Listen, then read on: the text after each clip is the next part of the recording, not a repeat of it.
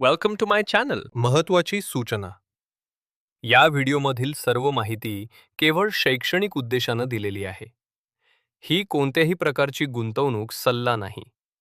गुंतवणूक करण्यापूर्वी कृपया स्वतःचा अभ्यास करा किंवा आपल्या आर्थिक सल्लागाराचा सल्ला घ्या.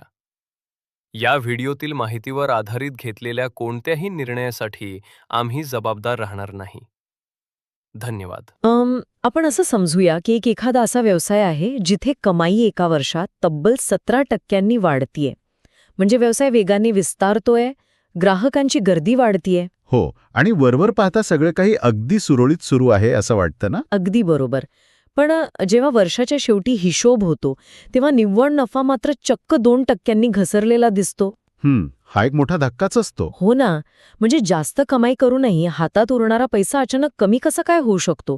आजच्या आपल्या या सखोल चर्चेमध्ये आपण नेमक्या याच प्रश्नाची चिरफाड करणार आहोत. नक्कीच. आपण आज HDFC AMC म्हणजेच housing development finance corporation asset management कंपनीच्या Q4 FY26 च्या आर्थिक निकालांचे विश्लेषण करत आहोत. बरोबर.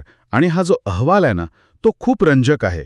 हो, कारण एका बाजूला 17% महसूल वाढ आणि दुसऱ्या बाजूला नफ्यातील घसरण हा जो विरोधाभास आहे तो खरोखरच चक्रावून टाकणारा आहे. आणि मला वाटतं ही फक्त एका कंपनीची कहाणी नाहीये. नाही, अजिबात नाही. हा संपूर्ण ॲसेट मॅनेजमेंट क्षेत्रातील एका मोठ्या बदलाचा संकेत आहे. बरोबर. तर आपला आजच्या या चर्चेचा मुख्य उद्देश हाच आहे की हे आकडे नक्की काय सांगत आहेत आणि यामागील दीर्घकालीन अर्थ काय आहे हे समजून घेणे. हो, कारण हा विरोधाभास सुरुवातीला नक्कीच गोंधळात टाकणारा वाटतो. म्हणजे आपण जेव्हा कंपनीच्या प्रेझेंटेशनमधील आकडे पाहतो तेव्हा Q4 FY26 मध्ये त्यांचा महसूल 1050 कोटी रुपयांवर पोहोचल्याचं दिसते. 1050 कोटी? बापरे. होय, आणि मागील वर्षाच्या तुलनेत ही 17% मोठी झेप आहे. त्यांचा EBIT बघा, म्हणजे व्याज आणि कर भरण्यापूर्वीचा नफा, तो सुद्धा 16% वाढून 846 कोटींवर गेलाय. अच्छा, म्हणजे इथपर्यंत चित्र अगदी उत्तम आहे. अगदी उत्तम. पण जेव्हा आपण निव्वळ नफ्याकडे वळतो, म्हणजे सर्व खर्च वजा जाता हातात उरणारी रक्कम. बरोबर. अगदी बरोबर, तर ती रक्कम 623 कोटींवर स्थिरावलेली दिसते, जी मागील वर्षापेक्षा 2% कमी आहे. हां, इथेच खरी मेख आहे. आणि जर आपण मागील तिमाहीच्या म्हणजेच डिसेंबर 2025च्या तुलनेत बघितले, ज्याला आपण QOQ म्हणतो, हो, क्वार्टर ऑन क्वार्टर. तर तिथे चित्र आणखीनच वेगळं दिसतंय. महसूल 1074 कोटींवरून किंचित घटून 1050 कोटीवर आलाय. म्हणजे महसुलात थोडीशीच घट झालीये. हो, पण नफ्यात तब्बल 19% मोठी घसरण झालीय.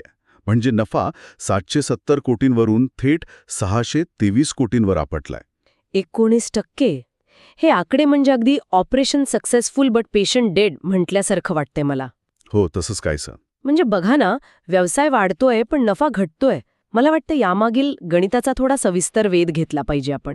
जर एखादी कंपनी महसूल 17% वाढवत असेल आणि तरीही नफा कमी होत असेल तर याचा सरळ अर्थ असा होतो की खर्चाचा वेग कमाईच्या वेगाला मागे टाकत आहे. अगदी तेच.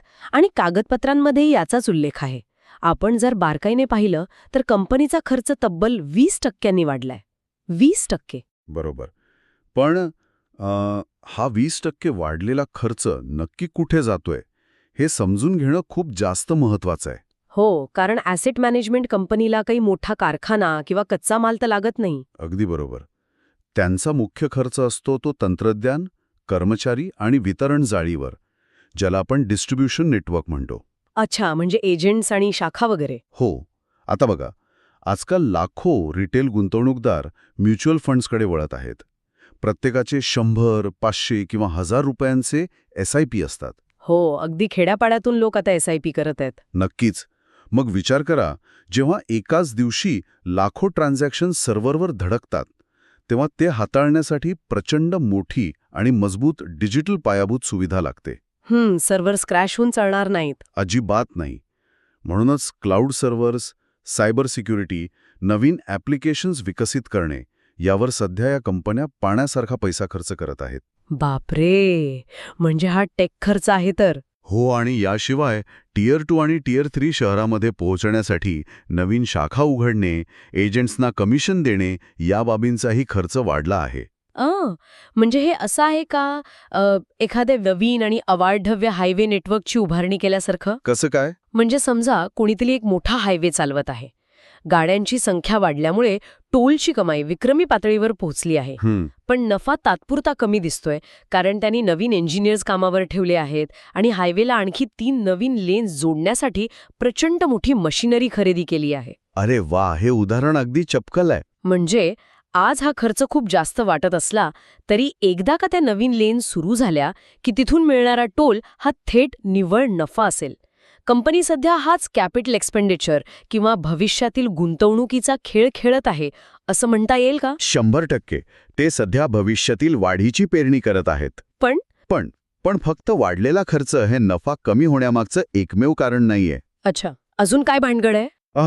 अहवालात एक दुसरा मोठा घटक आहे ज्याने नफ्याला खाली खेचले आहे, आणि तो म्हणजे अदर इन्कम किंवा इतर उत्पन्नातील तीव्र घट. इतर उत्पन्न? हो, मागील तिमाहीच्या तुलनेत त्यांच्या एकूण उत्पन्नात जी घट झाली आहे ती प्रामुख्याने या इतर उत्पन्नामुळेच झाली आहे. मला इथेच थोडं थांबायचं आहे, कारण सामान्यतः जेव्हा आपण AMC बद्दल विचार करतो तेव्हा आपल्याला वाटतं की लोकांकडून पैसे गोळा करणे, ते बाजारात गुंतवणे आणि त्यावर मॅनेजमेंट फी आकारणे आज त्यांचा मुख्य व्यवसाय आहे. बरोबर आहे. मग हे इतर उत्पन्न कुठून टपकले आणि त्यात अचानक एवढी घट का व्हावी? इथेच AMC व्यवसायाची एक तांत्रिक बाजू आपल्याला समजून घ्यावी लागते.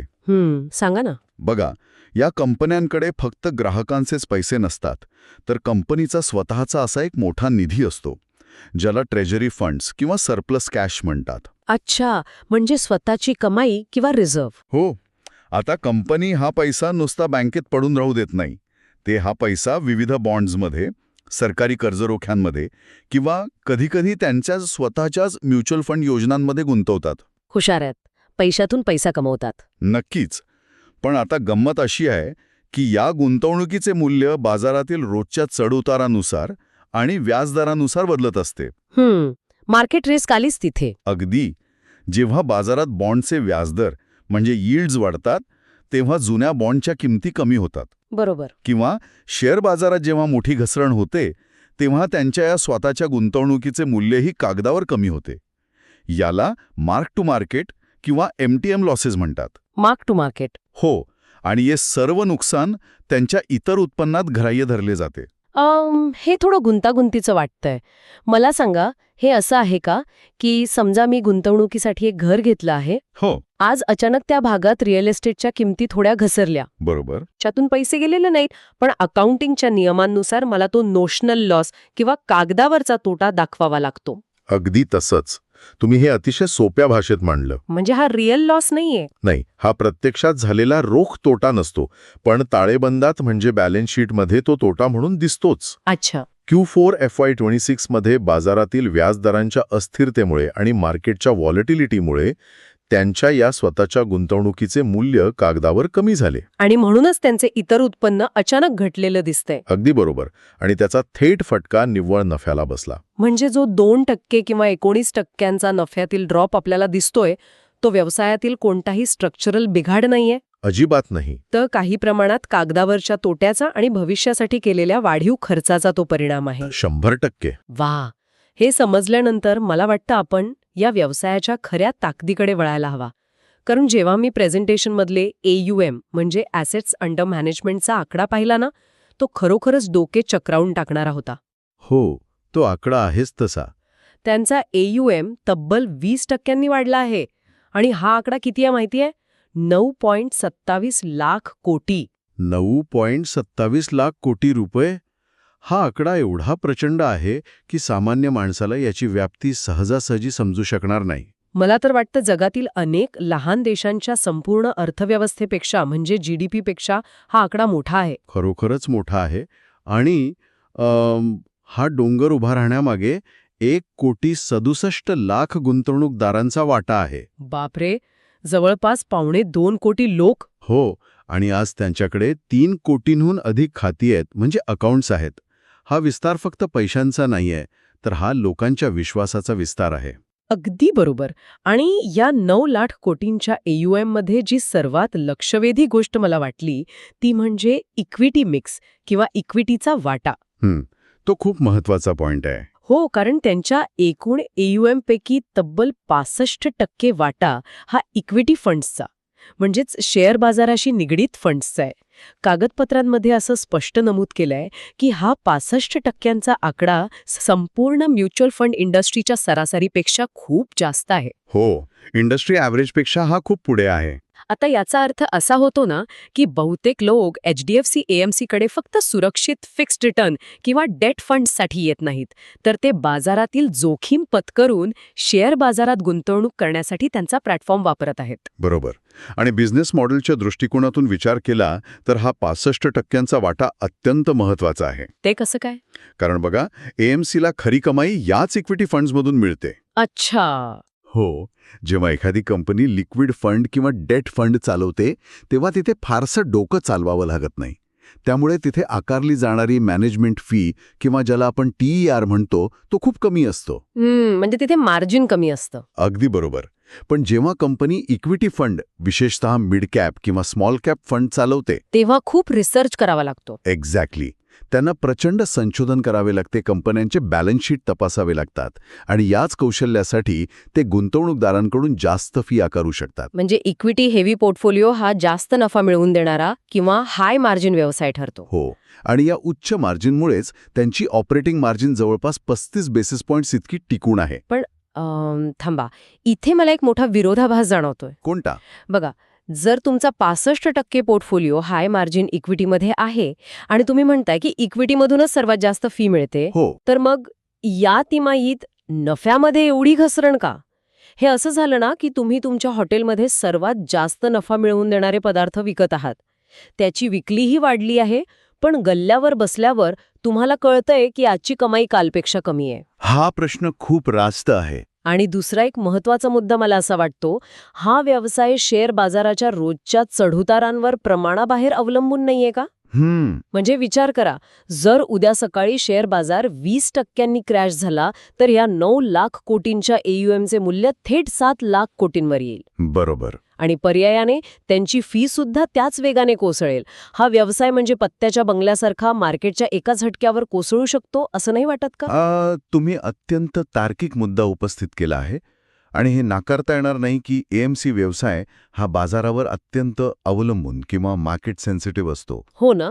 जेव्हा बुलरन असतो म्हणजे बाजार वेगाने वर जात असतो तेव्हा त्यांना काहीही न करता त्यांचे AUMची मूल्य वाढते आणि त्यांची फी वाढते. वा, फुकटची कमाई. हो, पण जेव्हा बेअर मार्केट येते किंवा बाजार क्रॅश होतो तेव्हा दुहेरी फटका बसतो. दुहेरी कसा? एक तर AUMची मूल्य कमी झाल्याने फी कमी होते आणि दुसरे म्हणजे घाबरलेले गुंतवणूकदार आपले पैसे काढून घेऊ लागतात. बापरे, हे तर खूपच रिस्की आहे. त्यामुळे अल्पकाळात म्हणजे शॉर्ट टर्ममध्ये हा व्यवसाय प्रचंड अस्थिर ठरू शकतो. मग या अस्थिरतेवर कंपनीचा उतारा काय आहे? कारण शेअर बाजार हा कायम वर जाणारा रस्ता नक्कीच नाही. अगदी बरोबर.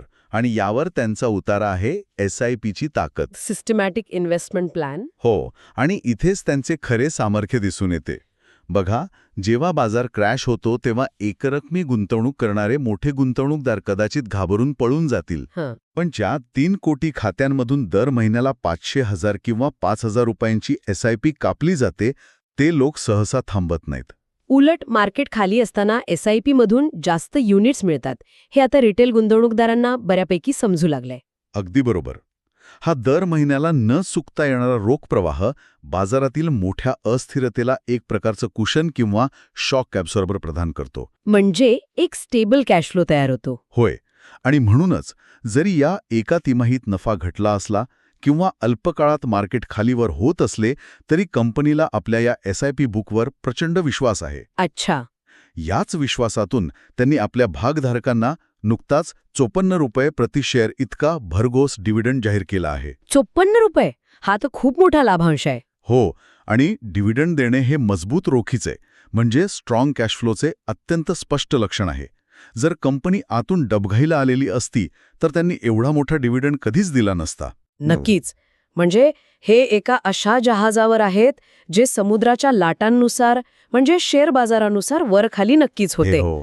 पण जहाजाचं इंजिन, जे SIP आहे ते एवढं ताकदवान आहे की ते जहाज पुढे जाणं थांबणार नाही. अगदी सुंदर उपमा दिली तुम्ही. बरं. आपण सध्याची परिस्थिती पाहिली, नफा आणि महसुलातील विरोधाभास पाहिला, अदर इन्कमचा मुद्दाही समजून घेतला आणि त्यांच्या व्यवसायाचा भक्कम इक्विटी गाभाही पाहिला. हं. आता मला प्रश्न असा पडतो की कंपनीचे व्यवस्थापन म्हणजे मॅनेजमेंट या सर्व परिस्थितीकडे कसे पाहते? कागदपत्रांमध्ये त्यांच्या भविष्यातील रणनीतीबद्दल काय म्हटलंय? ते खूप महत्वाचं आहे. हो, कारण जेव्हा खर्च 20% वाढतो तेव्हा मॅनेजमेंटला स्वतःच्या भागधारकांना काहीतरी ठोस उत्तर द्यावंच लागतं. नक्कीच. आणि व्यवस्थापनाचा दृष्टिकोन पाहता त्यांनी अतिशय स्पष्ट भूमिका घेतली आहे. काय भूमिका आहे ती? ते एका तिमाहीच्या नफा घसरणीमुळे म्हाबून बचावात्मक किंवा डिफेन्सिव्ह पवित्र्यात गेलेले नाहीयेत.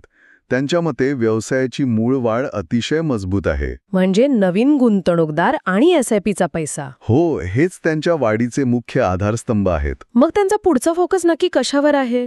ते फक्त म्युच्युअल फंडच विकत बसणार आहेत की आणखी काही नवीन प्रयोग करत आहेत? नाही, ते आता आपला पाया अधिक विस्तारत आहेत.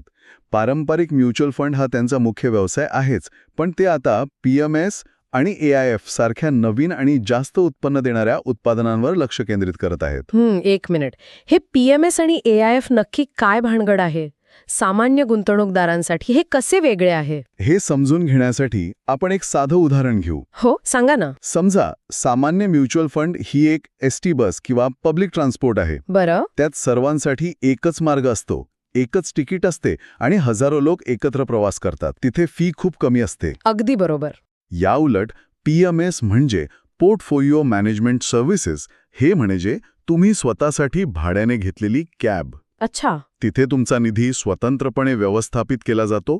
तुमच्या गरजेनुसार स्टॉक्स निवडले जातात. पण यासाठी तुमच्याकडे किमान 50 लाख रुपयांची गुंतवणूक असणं आवश्यक आहे. बापरे, 50 लाख? म्हणजे हे फक्त श्रीमंतांसाठी आहे? आणि मग AIF म्हणजे काय? AIF म्हणजे ऑल्टरनेटिव्ह इन्व्हेस्टमेंट फंड्स. हे म्हणजे प्रायव्हेट जेट असल्यासारखे आहे. Private jet? हो, हे फक्त अल्ट्रा हाय नेटवर्थ व्यक्तींसाठी असते. यात किमान गुंतवणूक चक्क 1 कोटी रुपयांची असते. 1 कोटी? आणि यात ते फक्त शेअर बाजारात नाही, तर स्टार्टअप्स, रिअल एस्टेट किंवा प्रायव्हेट इक्विटीमध्येही गुंतवणूक करू शकतात. पण मग मला सांगा, या PMS आणि AIF मध्ये कंपनीला नेमका फायदा काय? फायदा फीमध्ये आहे. इथे फी खूप जास्त असते. म्युच्युअल फंडमध्ये सेबीचे कडक नियम असतात, ज्यामुळे कंपनीला एका मर्यादेपेक्षा जास्त फी घेता येत नाही. हो, तिथे कॅप असते. बरोबर. पण AIF मध्ये ते परफॉर्मन्स फी घेऊ शकतात. म्हणजे काय? म्हणजे जर त्यांनी ग्राहकाला खूप चांगला नफा कमवून दिला, तर त्या नफ्यातील काही टक्के वाटा ते स्वतःला घेऊ शकतात. अरे वा, ही तर खूपच मोठी संधी आहे. हो ना, ही एक प्रचंड हाय मार्जिन कॅटेगरी आहे, जिथे HDFC AMC आता मोठ्या प्रमाणावर पाय रोवण्याचा प्रयत्न करत आहे. वा, म्हणजे रिटेल गुंतवणूकदारांकडून व्हॉल्यूम मिळवायचं, मोठी संख्या मिळवायची आणि अतिश्रीमंत लोकांकडून मार्जिन म्हणजे जास्त नफा मिळवायचा, अशी ही दुहेरी रणनीती दिसतीये. अगदी तसंच.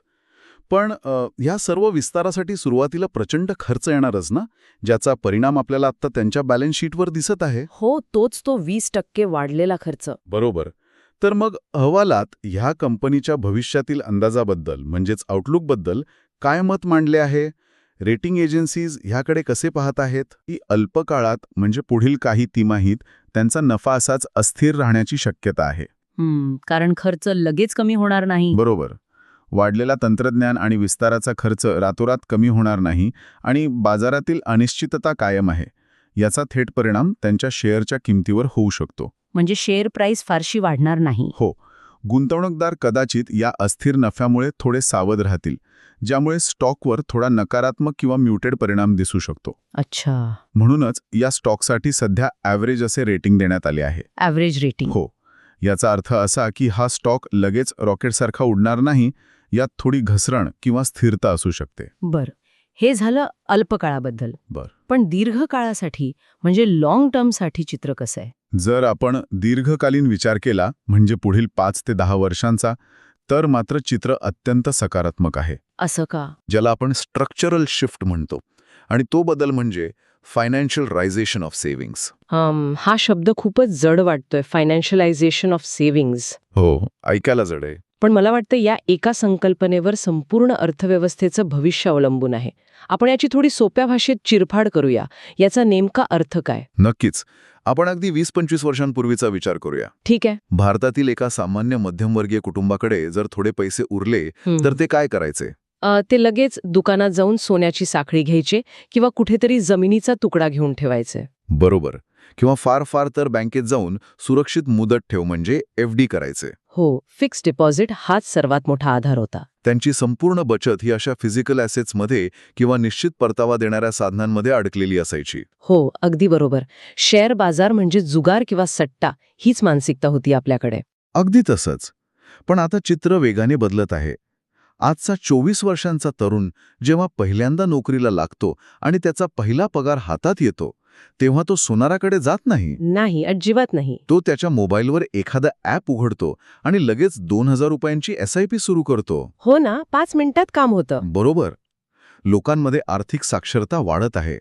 त्यांना समजलं आहे की महागाईला म्हणजे इन्फ्लेशनला मात द्यायची असेल तर फक्त बँक एवढी पुरेशी नाही, इक्विटीमध्ये पैसा गुंतवावाच लागेल. हे खूप महत्वाचं आहे. देशातील लोकांचा पैसा आता सोन्याच्या बिस्किटांमधून आणि जमिनीच्या तुकड्यांमधून बाहेर पडून डीमॅट खात्यांमध्ये आणि म्युच्युअल फंड्समध्ये येऊ लागला आहे. म्हणजे फायनान्शियल ॲसेट्समध्ये. अगदी बरोबर.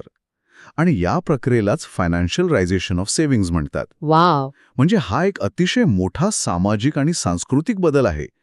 पिढ्यानपिढ्या चालत आलेली बचतीची पद्धत आता बदलत आहे. नक्कीच. आणि विचार करा, जेव्हा 140 कोटींच्या देशातील कोट्यवधी लोकांचा पैसा एकाच दिशेने वाहू लागतो तेव्हा काय होईल? हा, तर पैशांचा महापूरच असेल. हो. आणि HDFC AMC सारख्या कंपन्या या महापुरात एक खूप मोठी बादली घेऊन उभ्या आहेत. अगदी योग्य उदाहरण. जोपर्यंत हा ट्रेंड सुरू राहील तोपर्यंत या AMC कंपन्यांचा व्यवसाय वाढतच जाणार आहे. म्हणूनच अहवालात अत्यंत ठळकपणे असे म्हटले आहे की AMC व्यवसाय हा आता केवळ कमिशनचा व्यवसाय राहिलेला नाही. मग काय बनला आहे? तो आता लॉंग टर्म कंपाऊंडिंगचा व्यवसाय बनला आहे. ही खरोखरच डोळे उघडणारी बाब आहे. आपण अनेकदा शेअर बाजारात रोज काय घडतंय, निफ्टी किती पॉइंट्सने वर गेला किंवा खाली आला याकडे लक्ष देतो. पण त्यामागचा हा जो मोठा प्रवाह बदलतोय तो पाहणं आपण विसरून जातो. हो. आणि हे मोठं चित्र पाहणं जास्त गरजेचं आहे. तर आजच्या या सर्व सखोल चर्चेनंतर आपण नक्की कोणत्या निष्कर्षाप्रत पोहोचलो आहोत?